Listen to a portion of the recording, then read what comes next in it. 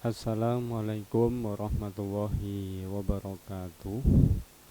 Pada kali ini masih melanjutkan di edisi dalam menyampaikan menulis karya ilmiah. Tentunya pada kesempatan kali ini kita akan lebih fokus mengenai masalah pedoman penulisan laporan. Dan saya berharap nanti apa yang saya sampaikan di awal sampai akhir nanti, kalau memang ada kesalahan atau memang ada masukan-masukan, saya persilahkan disampaikan melalui kontak person yang sudah saya sampaikan melalui running text. Dan tentunya pada penyampaian melalui video ini jangan lupa kunjungi di channel Kang Sam ya, di channel Kang Sam. Jangan lupa subscribe dan juga klik tombol lonceng karena kalian biar tidak ketinggalan informasi yang lainnya dari saya. Dan tentunya pada kali ini edisi khusus yang ingin saya sampaikan mengenai menulis karya ilmiah ini, kita akan sedikit menyita waktu ya. Dan untuk itu saya mohon bisa diikuti sampai selesai ya. Pada pedoman penulisan laporan, nah tentunya pedoman penulisan laporan ini memang perlu kita pelajari, kita pahami bersama jika ingin menulis karya ilmiah ya. Laporan penelitian ini yang pertama tentunya mengenai laporan penelitian. Tentunya setelah penelitian dilakukan dan dianggap selesai ya, maka tahap selanjutnya adalah membuat laporan ya, membuat laporan penelitian. Dan pembuatan laporan hasil penelitian ini juga merupakan tahap akhir dalam proses penelitian. Laporan penelitian memiliki arti yang sangat penting dalam kegiatan penelitian secara keseluruhan. Nah, laporan penelitian secara umum mengandung fakta-fakta, analisis sumber, penemuan, ya, analisis penemuan, kemudian kesimpulan, ya, dan kadang-kadang rekomendasi yang diusulkan. Nah, selain itu, laporan penelitian harus dituangkan menggunakan aturan penulisan yang sudah baku. Nah, jika laporan penelitian ditulis dalam bahasa Indonesia, maka harus mengikuti pedoman EYD. Sehingga seorang peneliti harus memahami jenis, ya, format dan sistematika penulisan laporan yang ditunjang penguasaan tata bahasa ya, yang terpentingnya. Kemudian teknik penulisan teks, kemudian penyajian statistik dan presentasi. Nah, tentang teknik presentasi tentunya ada pembahasan khusus ya. Nanti saya akan sampaikan. Tentunya mengenai pedoman umum sebagai karya ilmiah, maka penulisan skripsi, tesis, terus disertasi ini harus mengikuti format standar. Dan di sini kita akan menggunakan bahasa Indonesia sebagai bahasa standar untuk penulisan karya ilmiah. Sehingga aturan yang digunakan mengikuti pedoman EYD. ada baiknya seseorang peneliti memiliki buku pedoman EYD yang bisa diperoleh di toko buku, dan tentunya itu juga harganya terjangkau ya. Nah, kita juga dapat melakukan download soft copy EYD. Kemudian pada pembahasan kali ini mengenai pedoman penulisan laporan, dijelaskan beberapa hal umum yang perlu mendapat perhatian saat membuat karya ilmiah. Nah, secara umum tata cara atau aturan penulisan skripsi, tesis, dan disertasi meliputi yang pertama, bahan dan ukuran naskah, kemudian aturan penomoran, kemudian penggunaan bahasa, kemudian penulisan nama, kemudian aturan tentang kutipan, dan juga footnote.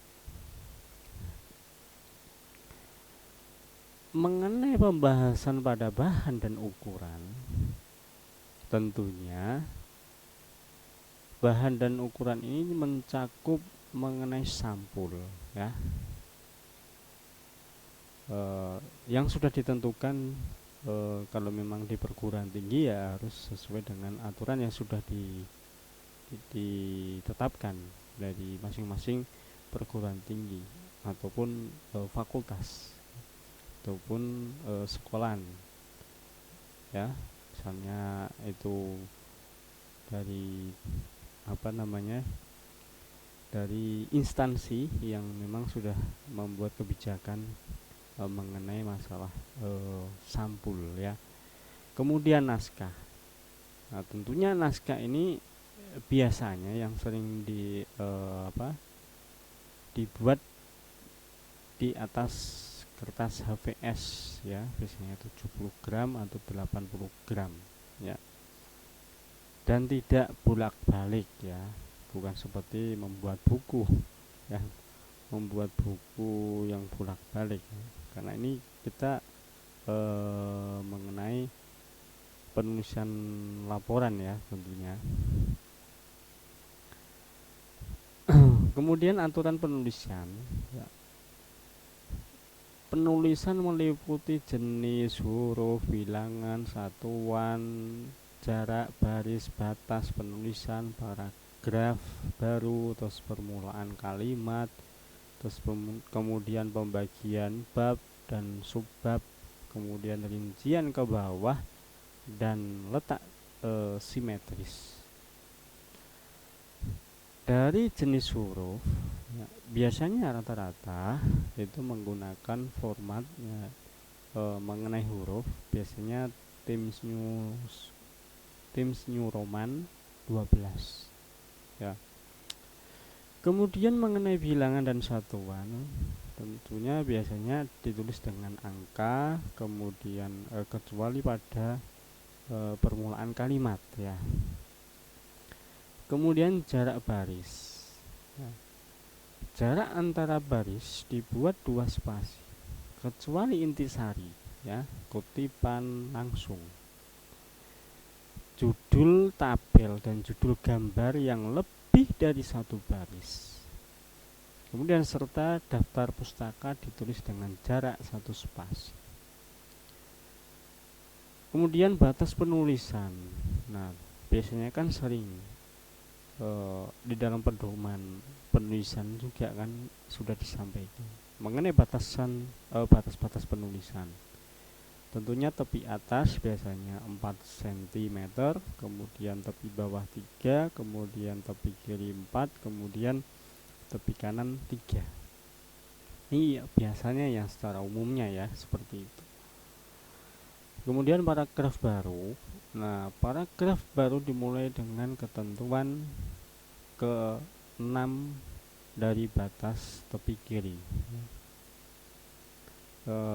Pada ketukan ke-6 ya, pada ketukan ke-6 dari batas tepi kiri. Terus kemudian mengenai penomoran bab dan subbab. aturan penomoran bab dan subbab. Penomoran bab ini biasanya menggunakan angka Romawi besar. Misalnya bab 1 Romawi 1, bab 2 Romawi 2, bab 3 Romawi 3 dan selanjutnya. Dan bab dan judul bab ini ditulis dengan huruf kapital ya biasanya. Terus kemudian diatur simetris kiri dan kanan tanpa diakhiri tanda titik. Kemudian penomoran subbab biasanya menggunakan huruf kapital A, B, C dan seterusnya ya. Nah, tentunya diawali huruf kapital kecuali kata sambung dan kata depan tanpa diakhiri tanda titik. Dan mengenai penomoran subbab biasanya menggunakan angka Arab atau 1, 2, 3 ya.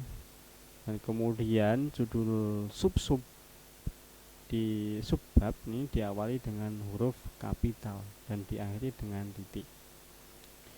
Kemudian penomoran anak subbab biasanya menggunakan huruf kapital A, B, C dan seterusnya ya. Dan judul subbab biasanya diawali huruf kapital dan diakhiri tanda titik. Kemudian penomoran pasal. Penulisan nomor pasal menggunakan angka Arab yang diberi tanda kurung tutup. Contoh 1 kurung dan seterusnya ya. Dan penulisan nomor pasal tidak diikuti tanda titik ya. Judul pasal biasanya diawali huruf kapital dan diakhiri tanda titik.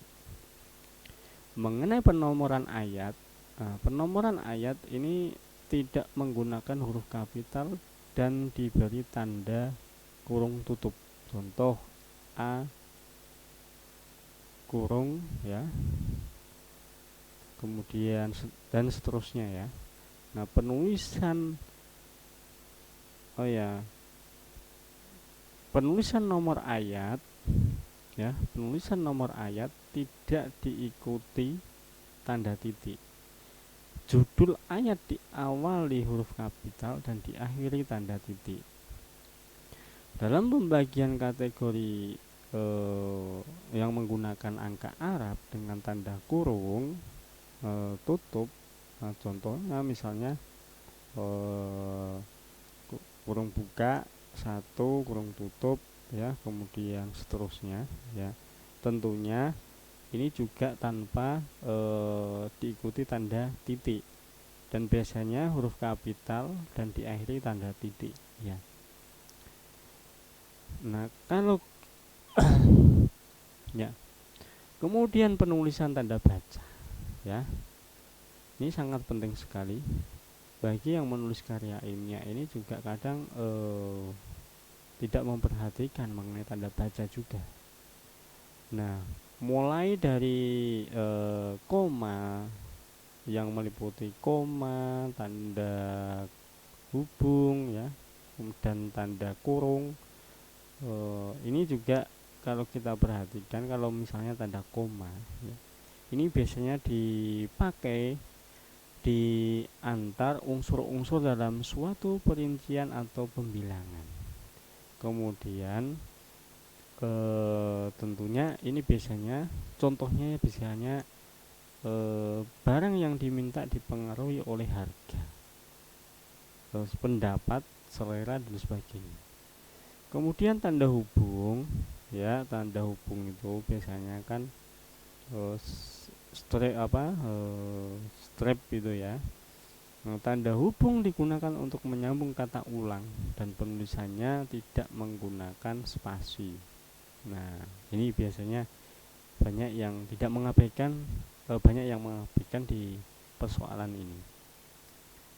Kemudian tanda kurung, ini tanda kurung biasanya untuk mengapit tambahan, keterangan dan penjelasan ya, tanda kurung.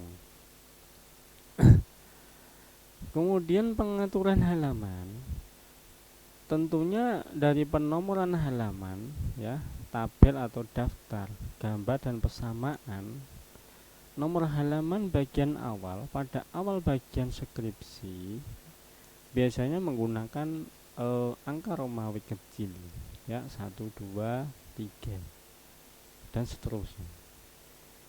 Dan ini kertas diletakkan di kertas bawah dengan jarak 1,5 cm dari tepi bawah.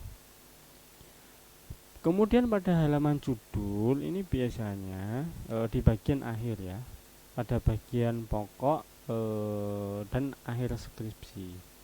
Nah, nomor halaman ini biasanya menggunakan angka Arab 1, 2 dan seterusnya.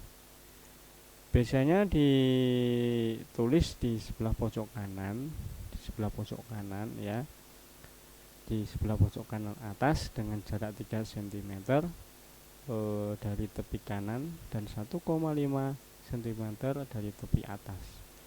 Pada halaman judul bab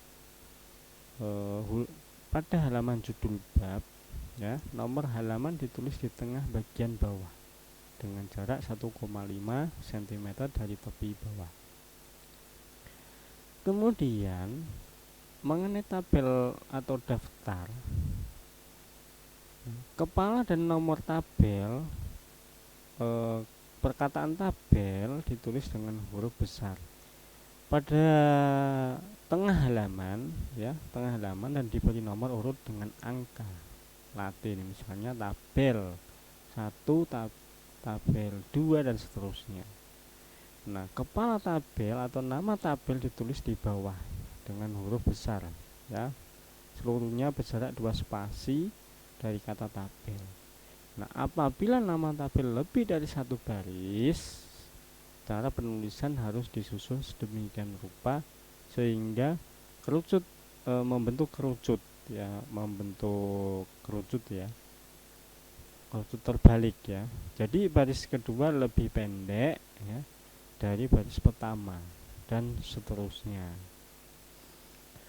Kemudian diketik 1 spasi ya. Nah, mengenai lajur, ini biasanya tabel yang terdiri dari 2 lajur, penulisan tidak perlu diberi lajur. Tetapi bila lebih dari 2 lajur, penulisan harus diberi lajur. Nah, setiap tabel harus dicantumkan sumbernya dengan jelas dan lengkap. Nah, sumber ditulis di bawah tabel yang bersangkutan. Kemudian pengetikan tabel yang melebihi 1 halaman tidak boleh diketik pada halaman berikutnya, tetapi harus diketik dalam 1 halaman walaupun melebihi ukuran yang dianjurkan. Kemudian laporan keuangan yang belum diolah disajikan pada lampiran apabila ditampilkan pada bagian teks disajikan dalam bentuk tabel.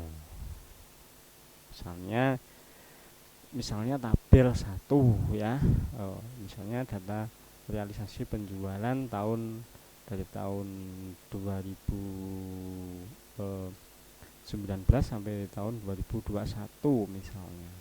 Nah, ini dalam rupiah ya, dari tahun tadi dari tahun 2019 rupiah terlebih dahulu, kemudian penjualannya di setiap tahun itu berapa, itu di nominalnya berapa. Kemudian teknik pengutipan ya. Fungsi pengutipan dalam karya tulis ilmiah seringkali kita membutuhkan pendapat orang lain sesuai sebagai acuan, misalnya dalam menggunakan definisi suatu istilah ya. Nah, mengutip sehemat-hematnya ya, dari mulai skripsi, tesis dan disertasi, bukanlah kumpulan dari kutipan-kutipan mentah, melainkan suatu karya kreatif yang memadukan apa yang didengar, dilihat, dibaca, ditelaah dan didiskusikan oleh penulisnya menjadi suatu bangunan konklusi yang sama sekali baru. Kemudian mengutip jika dirasa sangat perlu, ya. Jadi mulai ide, pendapat, atau kesimpulan orang lain dapat juga dikemukakan kembali tanpa mengutip seluruh kata, ya, yang digunakan untuk menyatakan ide, pendapat, atau kesimpulan tersebut. Kemudian terlalu banyak mengutip mengganggu kelancaran bahasa. Ini yang perlu diperhatikan, ya. Kemudian cara menulis kutipan tentunya kutipan yang digunakan kata-kata persis sama dengan yang digunakan dalam bahasa asli, disebut kutipan langsung, ya. Nah, ini kutipan langsung ini dibagi menjadi kutipan langsung yang panjang, ya. Tentunya yang panjang ini biasanya lebih dari 3 baris, tetapi tidak melebihi setengah hingga 1 atau setengah min 1 halaman. Kemudian jika harus mengutip lebih 1 halaman, maka kutipan dapat dimasukkan dalam lampiran. Kemudian kutipan tidak ditulis di antara tanda petik, ya. Kemudian kutipan tidak ditulis bersama teks lain. Terus kemudian kutipan tidak diketik dengan jarak baris atau spasi. Kemudian kutipan ditulis menggunakan huruf superscript atau footnote, ya. Kemudian pada footnote harus disebutkan sumber kutipan. Nah, tadi yang mengenai kutipan langsung yang panjang. Kalau kutipan yang langsung yang pendek, ini biasanya kutipan kurang dari 3 baris. Kemudian kutipan dapat ditulis di dalam teks lain, dan juga yang selanjutnya kutipan diberi tanda kutip atau tanda petik di antara bahan yang dikutip. Tentunya kutipan langsung tidak dapat dihindari untuk keperluan sebagai berikut. Nah, untuk mengutip beberapa landasan pikiran yang sudah dinyatakan dalam kata-kata yang sudah pasti. Kemudian untuk mengutip beberapa statement ilmiah yang jika dinyatakan dalam bentuk lain karena dikhawatirkan akan menghilangkan maknanya. Kemudian untuk mengutip rumus-rumus, kemudian untuk mengutip peraturan hukum, perintah-perintah, anggaran dasar, anggaran rumah tangga, program kerja. Kemudian untuk mengutip peribahasa, kemudian karya drama, ya. Nah, di samping kutipan langsung ada kutipan yang tidak langsung. Nah, tentunya ada 2 jenis parafrase, yaitu parafrase panjang dan juga parafrase pendek. Parafrase panjang ini biasanya lebih dari 1 alinea, dan jika melebihi 2 alinea maka akan sulit diidentifikasi apakah dua-duanya alinea parafrase atau bukan. Kalau yang pendek ini biasanya 1 alinea atau kurang, ya. Nah, sebaiknya satu sumber hanya untuk sebuah alinea atau dibuat alinea pendek, ya. Bila yang dikutip dari beberapa sumber yang isinya mirip, maka boleh ditulis dalam 1 alinea dan disebutkan sumbernya di footnote. Nah, hal-hal yang perlu diperhatikan dalam kutipan tentunya bila bahan yang dikutip disajikan sebagai bahan yang diperbandingkan dengan bahan yang lain, maka harus ada keseimbangan dari perbandingan itu. Dalam kutipan langsung tidak boleh memasukkan pendapat sendiri. Nah, 1 paragraf sepenuhnya digunakan untuk kutipan langsung.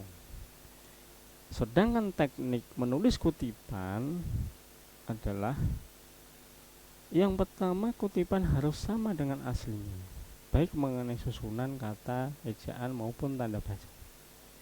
Kemudian kutipan yang panjang 5 baris atau lebih diketik satu spasi dengan cara baris pertama dimulai setelah 7 ketukan dari margin kiri. Kemudian baris kedua seterusnya dimulai setelah 4 ketukan dari margin kiri. Kemudian yang selanjutnya, kutipan yang panjang kurang dari 15 baris diketik seperti pada pengetikan teks biasa, ya. Akan tetapi diberi tanda kutip pada awal dan akhir kutipan. Kemudian apabila pada kutipan perlu dihilangkan beberapa kata atau bagian dari kalimat, maka pada awal kalimat harus diberi titik 3 buah, ya. Kemudian apabila di dalam kutipan yang panjangnya kurang dari 5 baris terdapat tanda kutip, maka harus diubah menjadi tanda kutip 1 koma. Tiap akhir kutipan ditulis di antara 2 kurung nama pengarang, tahun terbit, dan halaman kutipan. Mengenai daftar rujukan, daftar rujukan berisi daftar buku, makalah, artikel, atau bahan lainnya yang dikutip langsung maupun tidak langsung, ya. Daftar rujukan ini berbeda dengan daftar pustaka. Penulisan nama penulis dari Indonesia tidak dibalik, dan cara penulisannya konsisten dengan kutipan di dalam artikel. Sumber-sumber yang dikutip atau menjadi rujukan dapat berasal dari buku, majalah atau jurnal, kemudian surat kabar, kemudian ensiklopedia, kemudian website. Nah, tentunya penulisan sumber rujukan atau sumber kutipan yang bersumber dari berbagai media, misalnya dari buku oleh satu pengarang, ya. Nanti saya akan sampaikan secara khusus mengenai ini. Apakah itu dari satu pengarang, kemudian dari buku 2 pengarang, kemudian dari buku 3 pengarang atau lebih. Nah, kemudian dari buku oleh pengarang yang sama, ya. Kemudian dari buku tanpa pengarang misalnya, kemudian buku oleh lembaga pemerintahan dan organisasi lain, kemudian dari surat kabar, apakah itu artikel tanpa nama penulis, ya. Kemudian jurnal, buletin, majalah, dan penerbit berkala. Dan juga mengenai hasil penelitian, kemudian kertas kerja, diskusi panel, seminar, dan lokakarya, dan juga mengenai bahan tidak diterbitkan, kemudian skripsi, tesis, dan disertasi, kemudian artikel dalam ensiklopedia, dan juga wawancara, ya. Kemudian terjemahan dari pengarang lain, kemudian dari internet. Nah, mengenai footnote dan endnote, nah, penggunaan ide, data atau rujukan dari pihak lain yang belum dianggap umum harus ditunjukkan sumbernya atau referensi dengan memberikan catatan kaki atau footnote atau endnote, ya. Nah, ketentuan umum penggunaan footnote dan endnote sebagai berikut. Catatan kaki harus berada di halaman yang sama dengan nomor kutipan.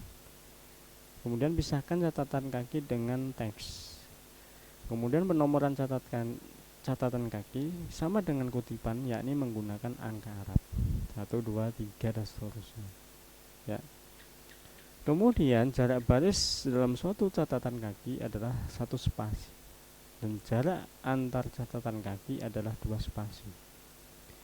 Kemudian penulisan catatan kaki dimulai pada ketukan ke-6, ya. Dalam endnote dicantumkan nama akhir pengarang, tahun dan halaman. Catatan kaki yang pertama, untuk suatu sumber harus mencakup semua informasi yang diperlukan, ya. Dari mulai nama pengarang yang ditulis lengkap dengan urutan normal, kemudian judul karya tulis atau buku atau artikel, kemudian tempat dan nama penerbit, kemudian edisi atau volume dan nomor penerbit itu jika ada, kemudian nomor halaman. Catatan kaki yang kedua dari sumber sebelumnya boleh dituliskan dengan menggunakan kata ibid. Ini ibid ini merupakan singkatan dari ibiden, yang berarti di tempat yang sama. Tentunya membuat catatan kaki yang kedua kalinya dari catatan kaki yang mendahului sebelumnya diselingi catatan kaki yang lain. Kemudian objek, ya ini singkatan dari opera citato, yang berarti dalam karya yang telah disebut. Nah, singkatan ini digunakan untuk menuliskan catatan kaki dari acuan yang sama dengan sebelumnya, tetapi sudah diselingi oleh acuan yang lain. Jadi kalau memang nanti diselingi oleh acuan yang lain, tentunya memakai objek. Kemudian logjit atau logo citato ini berarti di tempat atau halaman yang telah disebutkan, sehingga logjit tidak pernah diikuti dengan nomor halaman atau volume buku. Logjit ini hampir mirip dengan ibid, hanya saja logjit boleh diselingi oleh catatan kaki yang lainnya. Ya. Nah, pembuatan daftar rujukan atau footnote dan endnote ya akan sangat dimudahkan apabila kita menggunakan software yang tepat. Biasanya software pengolah kata seperti MS Word dan OpenOffice.org. Nah, ini seringkali ya biasanya yang digunakan softwarenya itu, ya. Seringkali muncul pro dan kontra. Apakah harus menggunakan footnote dan endnote?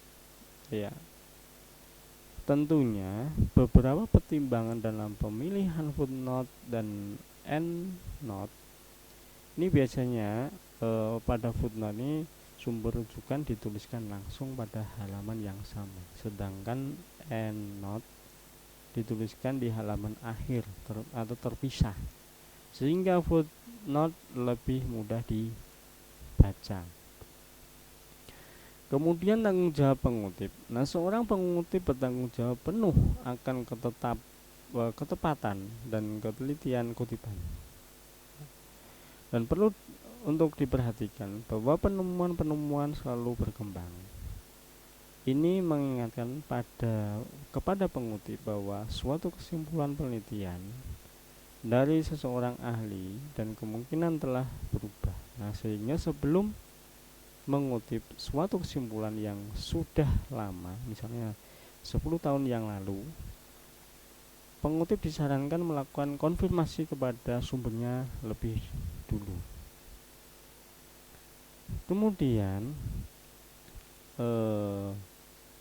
apabila pengutip menolak suatu pendapat atau argumentasi, dia wajib mengemukakan alasan atau counter argumentasi daripada penolakannya. Nah, kemudian kesalahan penulisan ini biasanya bahasa karya ilmiah adalah bahasa Indonesia yang baku menurut standar ilmiah yang mengacu pada Kamus Umum Bahasa Indonesia EYD, ya, pedoman umum pembentukan istilah dan suplemen-suplemen terbaru. Nah, menulis karya ilmiah yang komunikatif sangat penting agar tujuan yang ingin disampaikan dapat dipahami dengan jelas dan jernih. Beberapa kesalahan penulisan kalimat dapat disebabkan diantaranya menulis kalimat yang tidak utuh, kemudian pemakaian bentuk kata yang rancu, kemudian pemakaian keterangan yang tidak lengkap, kemudian urutan kata yang menyalahi aturan berbahasa Indonesia, dan kemudian pemakaian kata atau ungkapan penghubung yang tidak tepat, dan juga pemakaian bentuk dan pilihan kata yang tidak cermat. Kalau diulas satu persatu, kesalahan yang umum terjadi pada penulisan karya ilmiah, ya, dari mulai menulis kalimat yang tidak utuh, ya, kemudian menulis kalimat yang rancu, kemudian kesalahan urutan kata, kemudian kesalahan pemakaian kata depan, kemudian kesalahan pemakaian bentuk kata, ya, kemudian kesalahan penyerapan istilah, ya, kemudian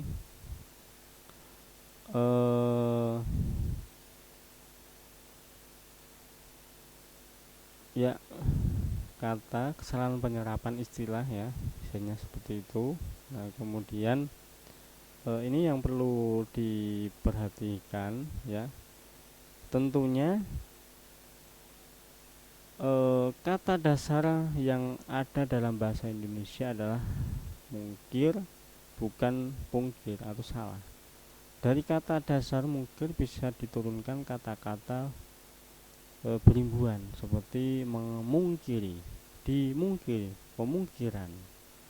Dan banyak penggunaan bahasa yang menggunakan bentuk yang salah seperti dipungkiri karena tidak menyadari atau tidak mengindahkan penggunaan bahasa Indonesia yang baik dan benar dalam berkomunikasi. Akan tetapi jika nama kota atau tempat tersebut diikuti oleh kata-kata yang menunjukkan lokasi, misalnya utara, selatan, timur, dan barat, maka penulisan dipisahkan. Misalnya Lampung Selatan, Pantai Barat, Jawa Barat, Sulawesi Utara, kemudian Jakarta Selatan, kemudian Jakarta Timur, nah, misalnya. Nah, kemudian yang selanjutnya kesalahan pemakaian ungkapan penghubung. Nah, ini juga biasanya ini menjadi persoalan. Nah, kemudian kesalahan diksi dan kata tidak baku, ya. Kemudian untuk mencapai ketepatan pilihan kata ada beberapa hal yang harus diperhatikan. Yang pertama, membedakan secara cermat antara denotasi dan konotasi. Kemudian membedakan dengan cermat kata-kata yang hampir bersinonim. Kemudian membedakan kata umum dan kata khusus. Nah, demikian kesalahan-kesalahan umum dalam pemakaian ejaan bahasa Indonesia sebagaimana yang ditekankan oleh pakar bahasa Indonesia Abdul Razak Hussein. Tentunya beberapa pertanyaan berkaitan dengan penulisan laporan ini, tentunya bagaimana format laporan penelitian dan juga siapa saja yang akan membaca laporan. Kemudian berapa banyak laporan akan digandakan.